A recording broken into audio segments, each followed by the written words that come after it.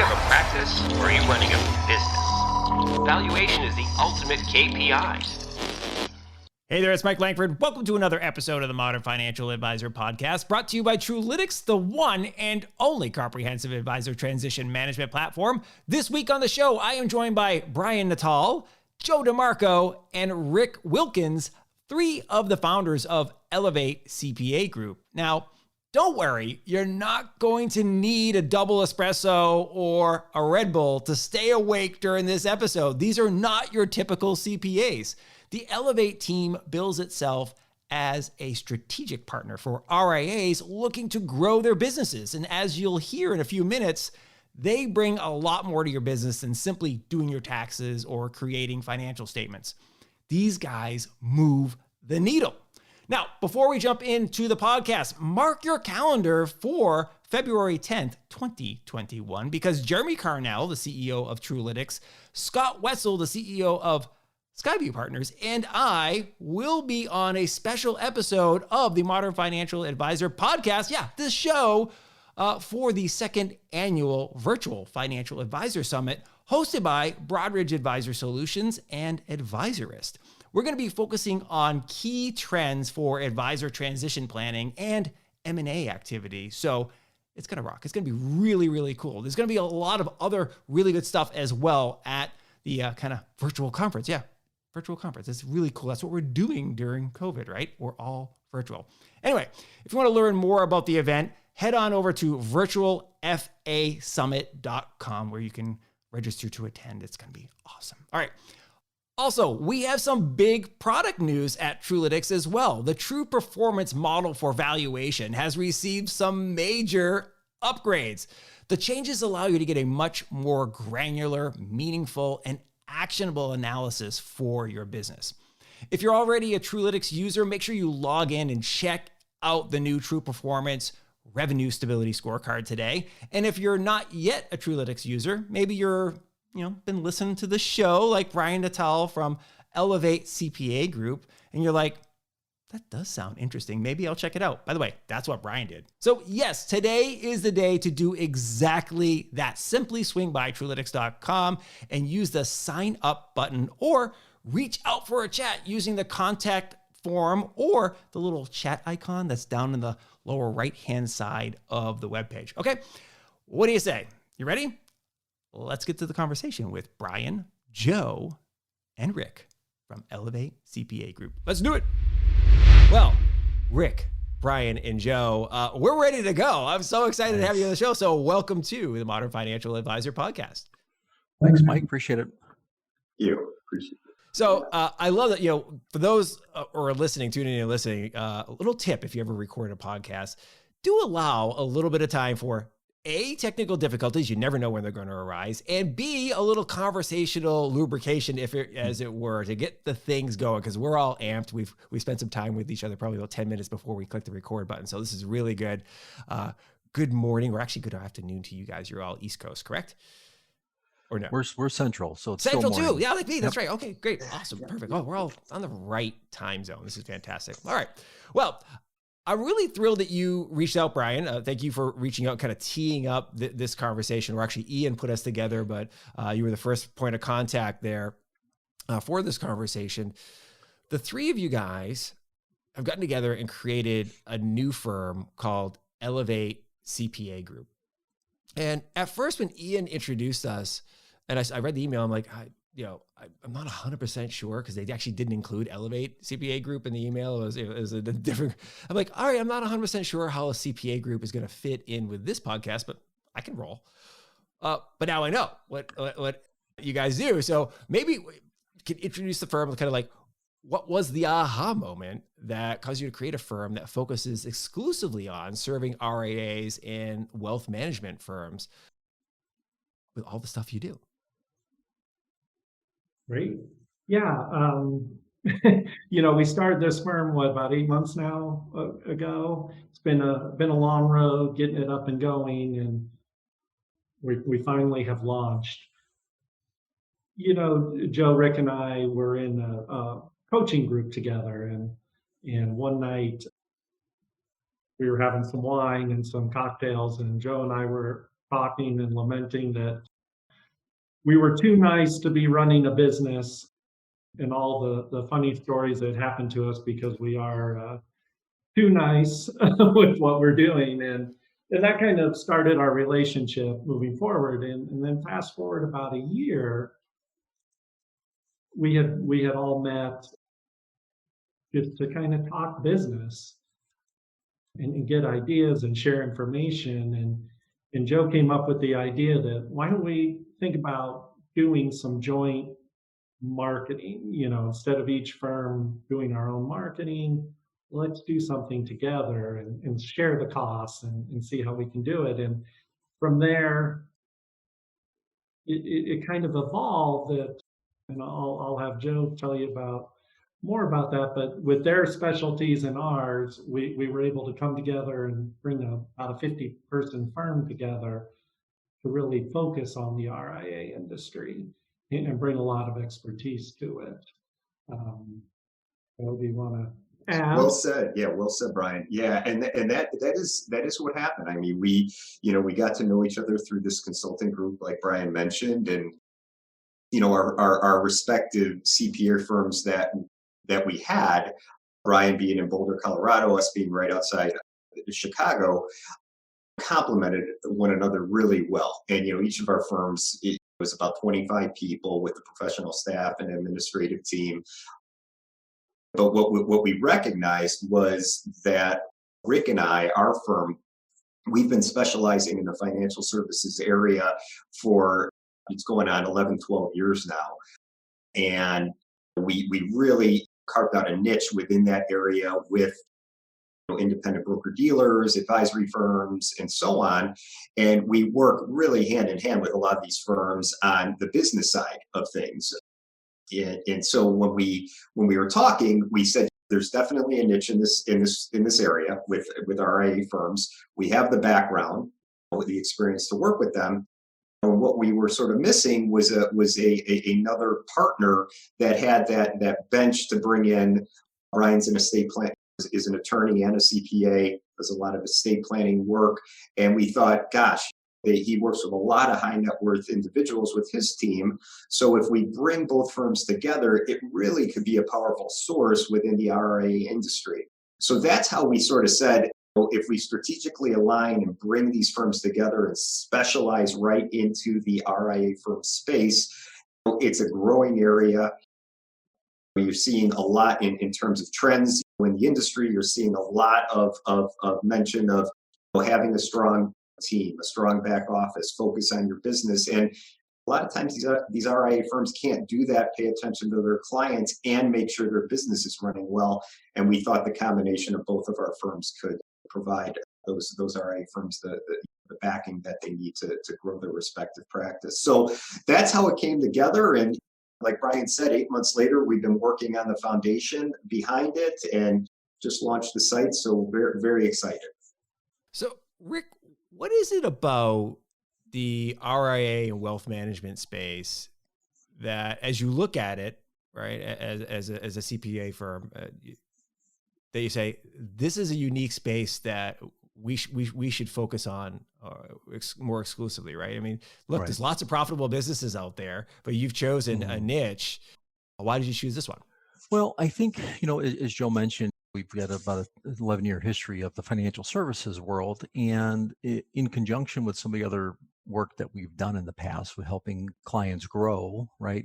We certainly understand the RIA business, right? So it became to us, as you do more and more, right, you get more and more familiar.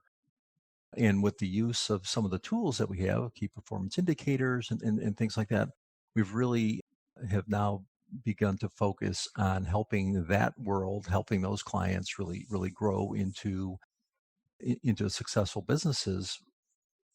Because sometimes what we've seen in the RIA space is they have a deep concern for their clients' wealth and growth of the client's wealth. And sometimes they don't even know what their own, they know what their clients are worth, but they don't even know what they're worth, as far as the business is. And we kind of get that. So we try to drive that. We try to look at this kind of a short-term, mid-term, long-term with the firms. the short term, you kind of pick up some of the low hanging fruit to help make them profitable. But really, at the end, it's really the long term play. It's like, uh, how do I grow the value of my practice or my firm, and how long is that going to be, and how to do those types of things. And that's where we come in to help with that. It's really interesting. We spend a lot of time, at least I've spent a lot of time over the years, really evangelizing to the wealth management space that having a niche is important for them as well, right? That they should really, it doesn't have to be super, super narrow, but they should really get to know a customer type. Just like as you're describing, you start to know the business. If I know your business better, I can serve you better. And then the next client that I bring on, I'm like, hey, listen, I've already kind of solved that problem for another client who looks a lot like you. I can help you as well. And the more I do, the better, hopefully. One of the interesting things you just hit on, though, there is some of these advisors, they don't necessarily know what their own worth is, right? As you mentioned, they don't know exactly, how profitable their business is. Terry Mullen, the founder of Truelytics, so one of the co-founders of Truelytics, often says that when he speaks to an audience full of advisors, and he asks them how many of them have a P&L, he's surprised at how few hands go up because, again, these people, they're small business owners, of course, but oftentimes they're solo operators, and they're running a book of business, right? Right. They got their start as salespeople. I think you and I, we talked about this on the prep call, that many of them started when they were still called stockbrokers, and they've grown their business, their book of business, but they haven't really thought about it in the traditional sense as if you and I were to hang a shingle and start a business. I'd love to hear your kind of perspectives on that, because you talk a lot about, you echo a lot of the same things that Truelytics has been talking about since day one, right? Helping you manage your business, helping you have a more profitable, more efficient, and more valuable business, right? It's where the scorecards with 50 plus KPIs come from, and talking about how those things contribute to the valuation of a firm. So I wonder, what your perspective is on that, about helping advisors, RIA firms, kind of think of themselves more as businesses. Well, I think, and the other guys can jump in too, but what I think is, we look at each individual RIA firm to kind of see what they're made up of and what they have, right? Maybe their help with their client, look at their client base, and then try to structure some long-term growth for them, right? Because, to your point of the P&L, we've had some experiences where we'll sit and go through the P&L with them, and sometimes they don't even know, how it all works and how it all flows, and they listen, I have cash in my account, so I must be doing okay, but there could be more cash in the account, right? If you do things a little bit differently. So we do look at that, and certainly try to help them, maybe even on their looking at their client makeup, right? Because if you look at the value of a firm, and I think that's really the end driver for me, is to help them get to that point of what is their thing, what is their company worth, and then how to make it worth more. And you can look at the client makeup that they have, right? If they have I'll make it real simple, right? If they have an 85-year-old individual with $50 million invested, that's not a bad client to have, but something happens, obviously, then to the 85-year-old, now what, right? Yeah. But if you have that 50 million 85-year-old, but you also have the kids and grandkids, and you have everybody interwoven in there, and you're really focusing on that growth of that, it just adds exponential value to your RIA firm. So those are the things we try to look at to just to make sure they have a good balance, and they know what they have. It's really interesting. Before we jump on with you and Brian on this topic, Brian, you and Joe, one of the things that I've just, and this is not to slice, so I want to make sure that I make the distinction here. We're not, I'm not hammering on advisors, right? A lot of these folks have grown very successful businesses, despite the fact that you will be surprised, and I think many advisors might be nodding their head at this, that there's a lot of advisors who did not go to college and study business. They weren't business majors. And many are, even if they were business majors, were not finance or accounting majors, right? That at some point in their career, whether it was early or a career transition, they made a decision to get into this business, and they were brought in kind of, again, under a sales model. And so they became very good at selling, right? And that's a very large segment of our business, that folks came in via the sales route. They weren't coming in this business because, hey, listen, I love finance, I love investing, I love helping people manage their money. I'm going to become a CFP, and then that's how I'm going to start my career, right? So it's not surprising that there would be a knowledge gap when it comes to some of these business concepts. Is that making sense? Yeah, it does make sense. I mean, we see that in other fields as well, other industries as well. And that's what we try to provide is, going back to your P&L point, it's like, okay, what does it mean? What do these numbers mean? Where do they come from? Yeah. What's the effect of certain expenses? What does that add? What does that do to my value? What does that do to some synergy if someone wants to come acquire me, right? Or the other way, you want to purchase a firm, right? You got to be able to look at these numbers and perform the right due diligence piece to know what it's worth and understand what the numbers are. And that's where we come in. And we understand the point that maybe the owners aren't that believe me, they're sophisticated. They know what they're doing, right? They know the top line. But it's just to help out, just to go through it, make sure they really understand the flow of what happens. Yeah. And I think, Rick, more to that point too is, that adds a ton of value. There's no doubt about that, because they are, and it's definitely true. And you see it more and more, Mike, I'm sure, with other advisory firms. But that attention that they have to spend towards their clients is becoming even more needed. Like clients, it used to be before you pick up a client, you get their assets under management, you talk to them a couple times a year, and I'm going back a few years, and hey, everything's fine. But now I think, fees are compressing, competition is rising. There's a lot of guys that are, just going independent, starting their own firms.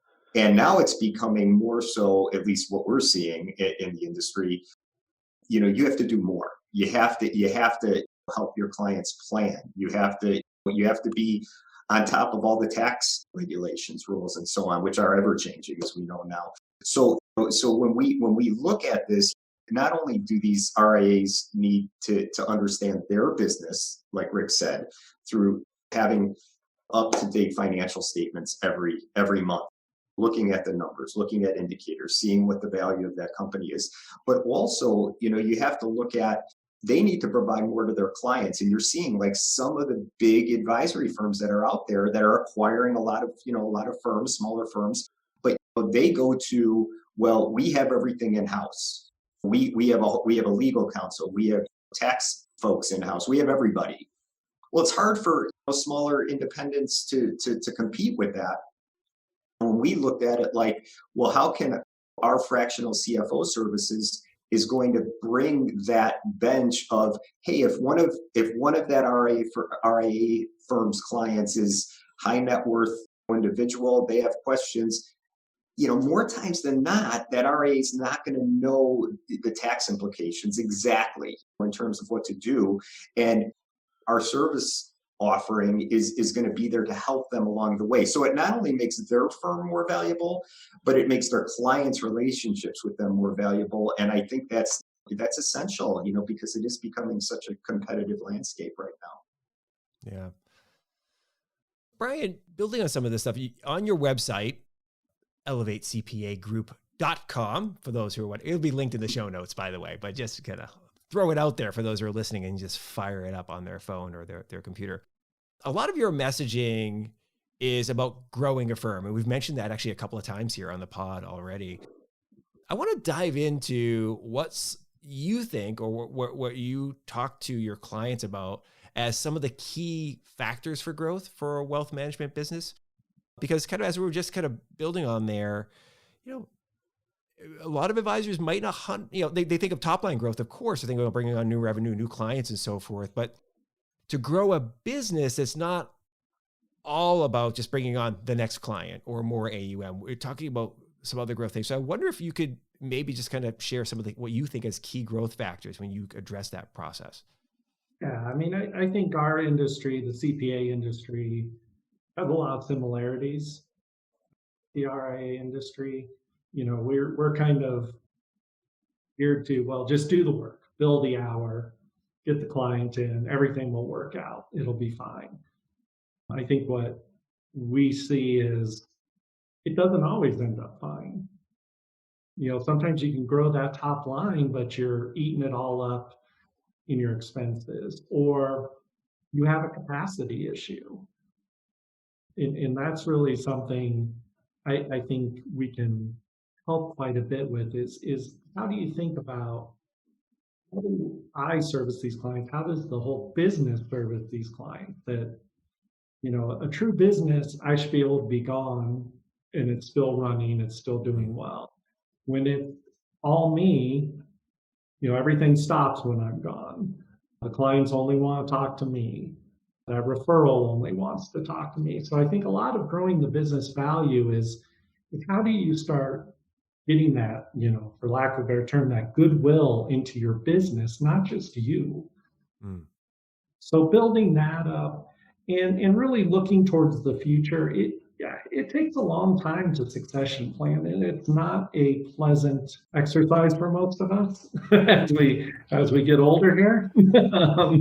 But it's hard to flip the switch in 1 year you're out and maximize your value. So I think those things can really help. And how do really how do you build that model, build that team, whether it's in-house, whether it's contract, so that you do have capacity, you do have that firm goodwill. You can really start not just leveraging your own contacts, but your team's contacts to bring in those clients, bring in the right relationships, and service them well, and not have that capacity issue. I think we all suffer from points of contact when you're in the service world, that you get a lot of points of contact, and that takes a lot of time. Yeah. And so it's really, how do you get those spread out? How do you get the right points of contact so you're servicing those high value clients and finding those next high value clients? And those are hard things without a lot of focus on it and paying attention to what you're doing. I love that you brought that up, and it kind of really leads me into the next thing I wanted to talk to you guys about, is how you at Elevate are actually helping RIA firms grow. And I think you teed it up like perfectly. Like, so we're in the golf course, I'm going to be, on your team. It's going to be great. So I think a lot of people, when you think of a CPA firm, you think accounting, you think, okay, you're going to do my P&L, you're going to help me with my taxes, right? Like, it just, or you help me run the numbers, and understand where I can save some money, right? I think that's often the mindset that a lot of folks have. And I'm sure some of the RIA, especially, maybe if they're operating as a solo, might be thinking, yeah, that's what, of course I want a CPA to do my taxes and kind of do my finances. But you're talking about something discreetly different. You're talking about high level business analysis and advice. So maybe we can kind of take us through, like, what does that look like? So if I come to you and I say, all right, gents, I've built this business, I'm up to $50 million AUM. I'm rocking solo. How can you help me? I want to grow, to 200 million AUM in the next 5-10 years.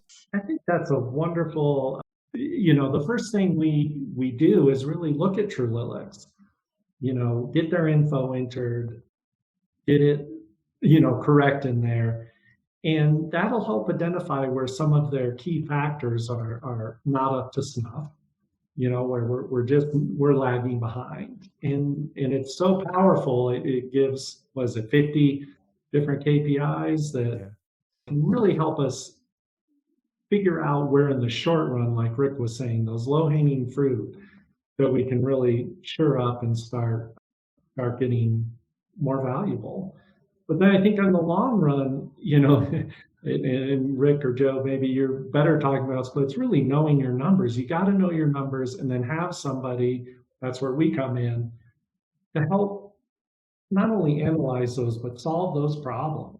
And you need to have those numbers timely, right? You can't look at a close of the year or a close of a month, 4 months down the road. It doesn't really help. You're being super reactive. So we like to try to jump in there and be proactive, even to a point where if we're looking at, some of the books and records, which is, like we said, that's the basic service. But if we have access to that and can jump in there and hopefully even spearhead that off before a month is even over, right? I mean, you're just trying to, as a CFO, and I had I was actually one, as I took a break from the CPA world for about 20 months.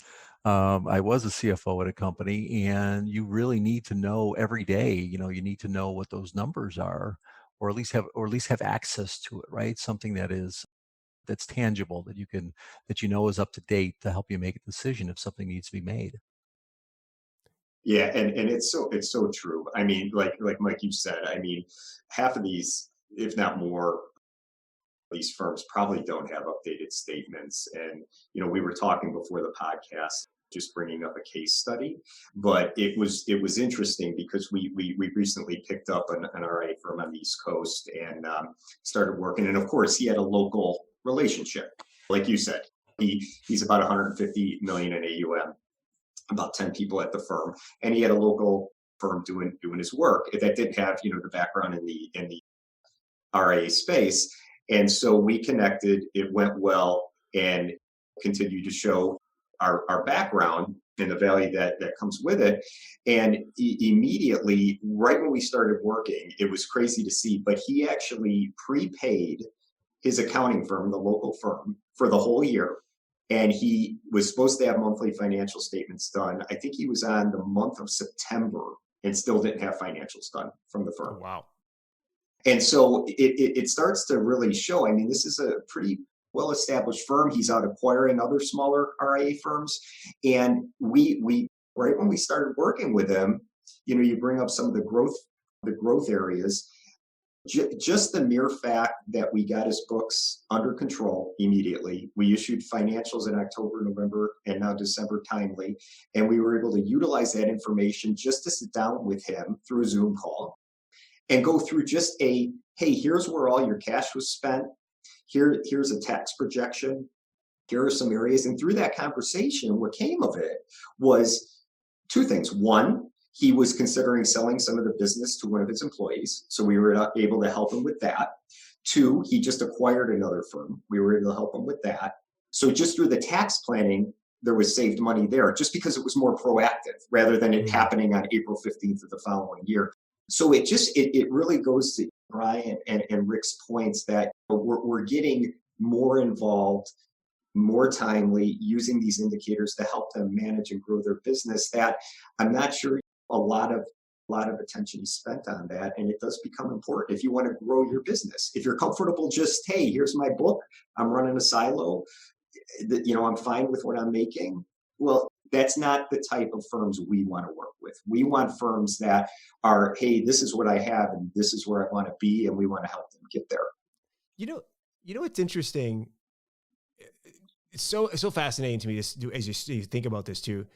In addition to thinking about growing your business, right? If you're going to think about growing your business, you have to be able to forecast forward. And that's, by the way, for those who may be wondering, the distinction of a CFO is somebody who thinks about the future of the business. Finance is forward looking, right? Accounting is point in time or backward looking, like what happened.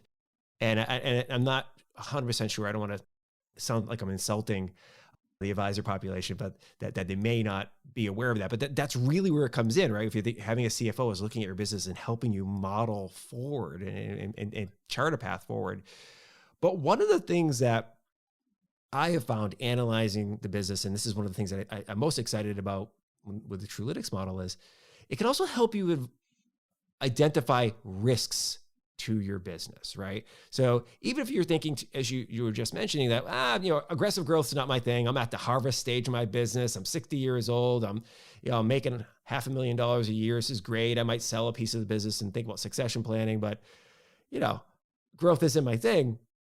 It still makes sense to do this, right? You could identify like your business might shrink if you don't tackle some of these problems that we can see in the business. So getting to the Trulytics, stuff that you teed up, Brian. And by the way, using Trulytics is not a prerequisite to get on this show. It does help, by the way, but if you're an active listener to the show, you know that we don't always talk about the use of Trulytics on the show. We just try to put out some really good content that's interesting and informative and hopefully helpful for the community. But in your case, it's obviously very, very relevant that you're using the tool in a unique way in your business to help the client. So I wonder if you wouldn't mind sharing how you and the team are using it. And I guess I kind of teed it up for you guys a little bit. So I wonder if you might share like how you're using it and some of the benefits you're seeing for RIA clients. Well, yeah, I'll pick on Rick a little. He was in the process of developing a sweet spreadsheet to do all of It's really high tech, and for anybody listening that would like to purchase that, it's free. So. You'll actually pay them to take care of it. Yes, well, yeah, exactly. Exactly. You know, it was interesting because our marketing team sent us, hey, here's a podcast you might want to listen to. And I think I was cooking and had it in my ear. And it was you, Mike, and they kept, Terry was on it and talking about Truelix, and I thinking, holy smokes, this might be a great answer. Went on, and it just had all those pieces that we really wanted to see to help businesses grow. I mean, I think without the KPIs, without the huge number of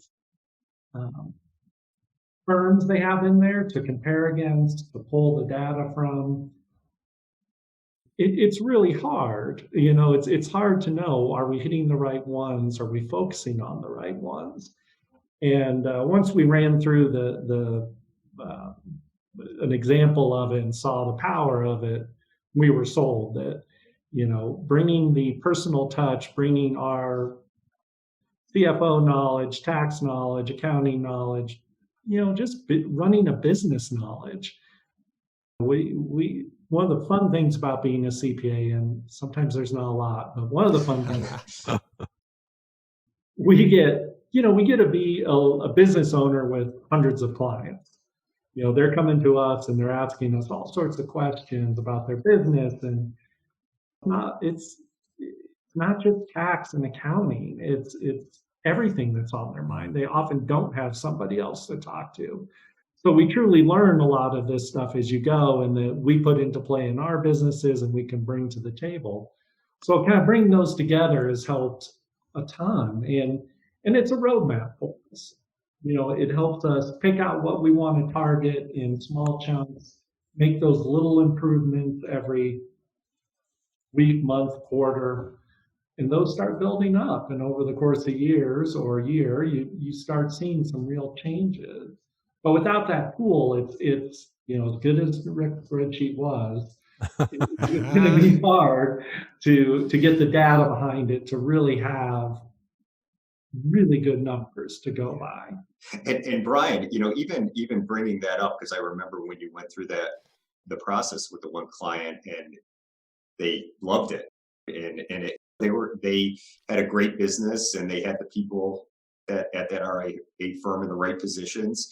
But just some of the like you mentioned, like those risks that came up that were non-financial, you know, that you could see like, oh, your grade is a C+, and you need to work on this area. Well, didn't that come of that though? Like it wasn't all numbers based. Like, you know, you're not meeting this in terms of AUM or so on, right? Yeah, a big part of theirs was they had these younger key advisors that were their future. And they didn't have any sort of non-competes or plan towards them to both keep them in the business and hold the business value, and, you know, to show them that path to ownership.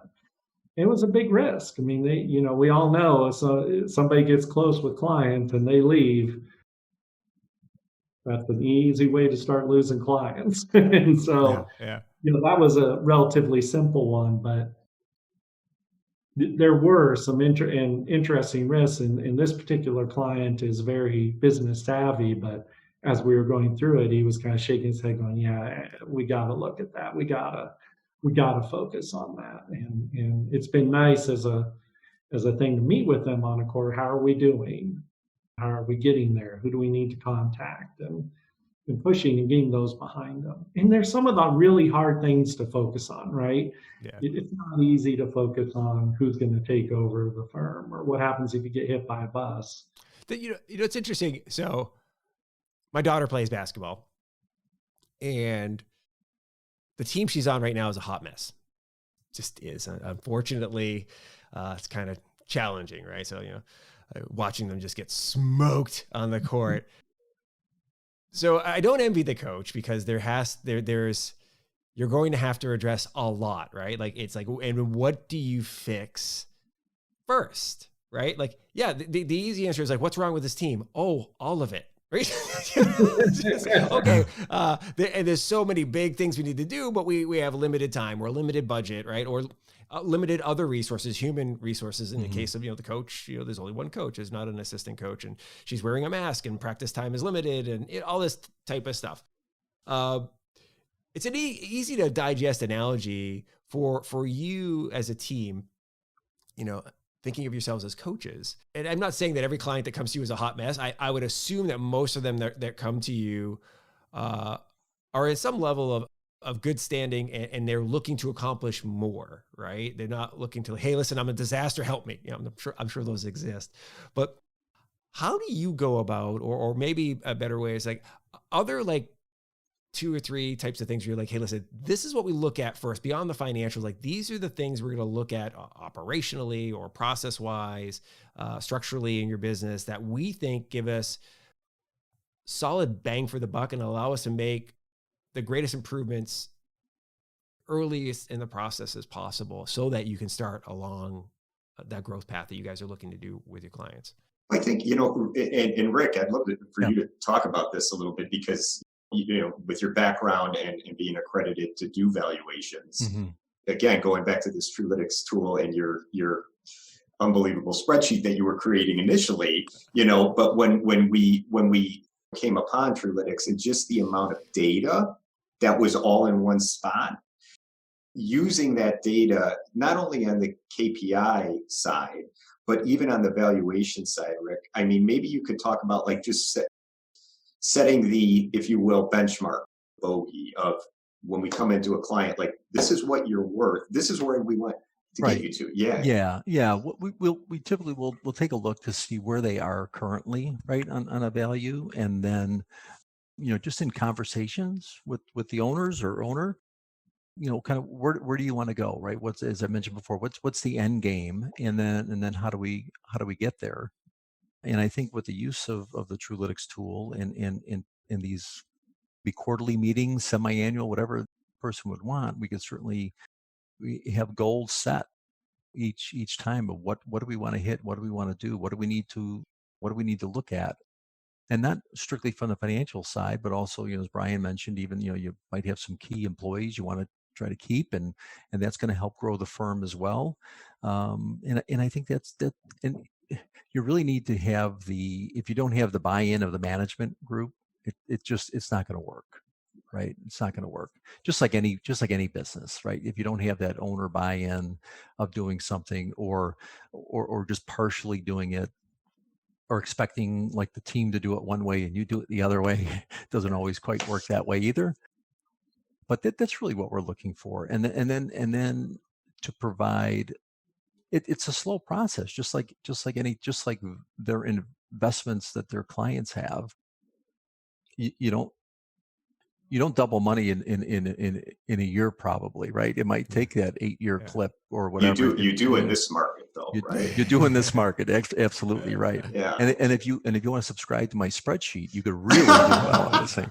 So as we're covering spreadsheet jockey, one day, earlier in my career, I spent pretty much every day, all day, banging away in a spreadsheet. I could appreciate your craft. Yeah, well, right? we talked about technology earlier, Mike, right? We talked about technology earlier and the changes that have happened in the last 20, 30 years, especially with our kids. But I did not develop it on Quattro Pro or Lotus 123. It is on Excel. Yes. So it is high tech. So okay, there you go. Anyways, but and really, onto from Rick's point there, Mike. I mean, at least for us, I mean, and the types of businesses that we're in, the RIA business, the CPA business. I mean, we're doing, like Brian said, essentially the same thing. We're trying to bring on new clients, service our existing clients, and grow the value of our firm. And at least, for the three of us, we didn't invest in, I wish we did, but, we didn't invest in Tesla, a year ago, at least, and now, gotten 10 times back our money. So at the end of the day, our respective firm, these are our biggest assets. This is our asset. This is what we're trying to grow. and monetize in 15, 20 years, whatever it may be. And I'm sure the biggest asset for these RIA firms is what the business that they're working on with their clients. And it's a great business. It's recurring revenue as long as they're servicing their clients and bringing value. And we just know, if that's your biggest asset, why not utilize all the tools you can, Trulytics, tax advice, why not, forward thinking, use all those tools to make that business more valuable. And we do it, within our firm. And we're just thinking, why wouldn't you do it? Because it is probably your biggest asset. And if you don't, it may shrink, So to Rick's point, we did, in your question, Mike, that sort of benchmark, that base, like, here's where you're at now. That's what we want to start with. And probably falling off of that, there's going to be 2 or 3 things that come up with that conversation to say, we're going to get there. It's going to take some time, but we're going to be there along the way as your partner to get you there. And and I think that's just critical. Right. Yeah. And like Joe said, with the use of Trulytics and just the use of the experience we have with other RIAs that are in maybe similar situations, we could certainly throw some suggestions that way as well and see if they work. Yeah. And furthermore, just being in the space for so long and again, Mike, we've been I know the industries well on the broker dealer and the advisory side. We've built a really good connection base, whether it be on the compliance side, on the legal side, on the IT side. So having that, if you will, network, those questions come up that we're not going to be able to answer. Like a compliance question, what should we do? We're not going to just make something up, right? So But I'm just going to make it up. And, no, not every time. And then we'll give a Rick spreadsheet. I know. By the way, Rick, now I kind of feel like I need to see this spreadsheet. It's getting kind of famous. But it does. It's for another podcast. For another podcast. But it does give them that, that ability to be able to tap into that, to have go-tos to say we can help them on all levels, which I think just adds more to their value. Yeah, that's fantastic. Right. Yeah, I think just one other point. I think education, and that's part of that onboarding is getting getting management reports, so clients get used to seeing it on a monthly basis. You can start spotting trends with us and know what to expect. And then I think a thing we all, as business owners in a kind of a professional setting, suffer from is we think we can do it all. I do the accounting. I do it, every 6 months. I sit down and with a beer with my bank statements, I put it in. Well, is that really the best use of your time? Yeah. And I think that also is something people got to constantly think about, is that their time is limited and it's very valuable. Don't spend time on this stuff you don't need to. Spend an hour, not 10 hours, and get out and service your clients, get more clients. That's going to bring you a lot more value than anything you're paying a consultant or an employee to do. And that's a hard mindset for business owner.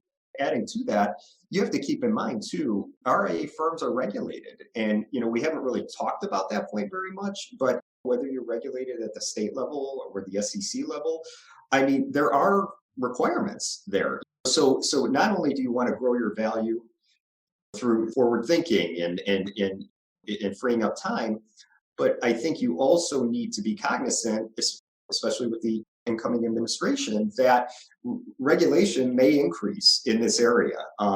We all know on the broker dealer side, it's extensive, and on the RIA side, it's not nearly as much. So over time, with the growth in this area, I'm sure there'll be regulation, and with that, you have to stay aware of that and follow, like Rick said, the books and records rule. Make sure that's in place. If there is a net capital rule for your state or whatever, make sure that you're meeting that, because while you're growing your firm, you don't want to get tripped up on regulation, which could happen. And our background in the industry helps these firms navigate through that process as well. So just wanted to add to that. That's great. Point. Yeah. And I love that you guys kind of sort of closed it out there because, we started the conversation about kind of helping RIAs, particularly those who, got their started kind of, like I said, as stockbrokers or kind of came in with a sales model, building their book of business and helping them transition to more of a business owner mindset. And one of the things you said, Brian, is so spot on, is like starting to recognize that your time is the most valuable asset. Your focus on interacting with clients or managing the business, like hiring new advisors into the firm or whatever that is extraordinarily valuable to the growth of your business. And if all your time, right, is being spent on other things, right, the kind of more clerical things that can be done by somebody else, you might want to readjust that investment of time. So to close it out here, it's been a fantastic conversation, by the way, I think. What is the right profile for an RIA for you and the team at Elevate? I kind of tiptoed around this, but most RIAs are really, really small businesses, right? They range from solo advisor shops, and we see the ones that have dozens and dozens of RIAs. But and going and doing a little bit of the analysis, the overwhelming majority of RIA firms have fewer than 5 advisors at them. Right. So how does an advisor recognize, or RIA recognize, like, all right, we're at the point now where we need to reach out to Elevate if we're going to grow the business? Is that solo shop, or is it multi-advisor? What is the well, typical I can start answering that, and I'm not an attorney, but Brian is. But I'm going to give you an attorney answer, and it depends, right? Okay. I took enough shots on my spreadsheet. I got to dig into an attorney every now and then, right? There you go. There you go. Perfect. Anyways.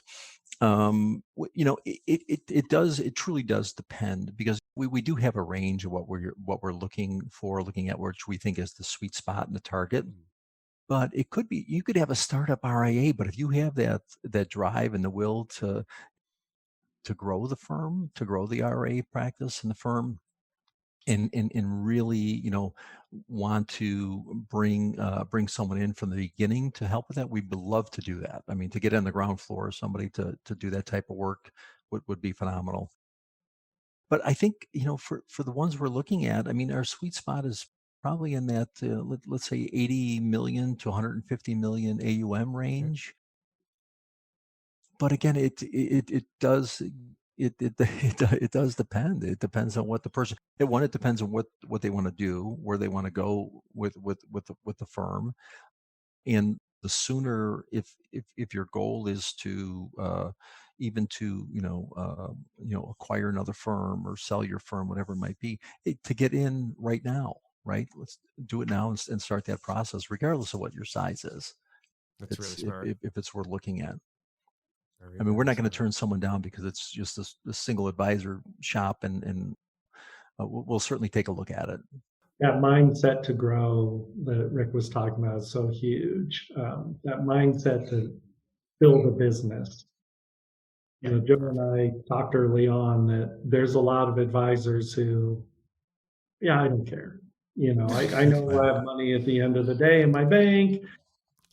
By the way, it's a great That's fit. very common in this space. It really is more common than people realize. I mean, when you start making $300,000 a year and you work 30 hours a week and play a crap ton of golf, right.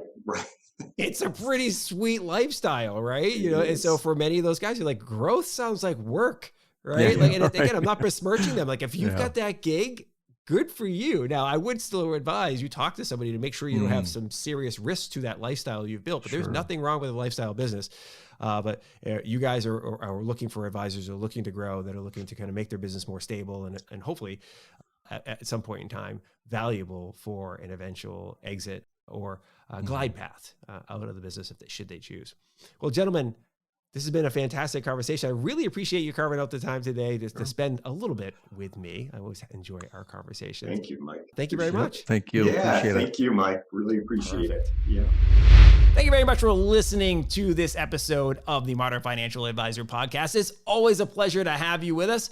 Also, huge thanks to Brian, Joe, and Rick from Elevate CPA Group. I really enjoyed this conversation. It's so cool when you get to meet people who are just dialing in on our space and making a big difference. As always, make sure you like and subscribe to this podcast on Apple Podcasts, Spotify, Stitcher, SoundCloud, the YouTubes, wherever you like to get your podcast jam on. And make sure you leave us a comment. Let us know what you think. If you have a question or a suggestion for a guest for the show, love to hear from you. So you can hit us up on LinkedIn, Twitter, Facebook, again, YouTube, lots of comment options there. And of course, you can hit us up, podcast@truelytics.com. I'm also at Mike Langford pretty much everywhere. By the way, this plea for sending people to us who want to hear from you, want to get you on the show and all that type of stuff, it really works. A lot of the guests, I know I say this a lot, come to us from people who are reaching out and saying, I'd like to be on the show, or I'd like to suggest somebody who I think would be good for the Modern Financial Advisor podcast. So keep those coming. Also, that's how we got invited to that second annual virtual financial advisor event hosted by Broadridge and the Advisorist, right? So really, really cool stuff. The show's working. We're getting out there. It's really great to have this community being so vibrant. And I really appreciate all of you who listen and now watch the show. Okay.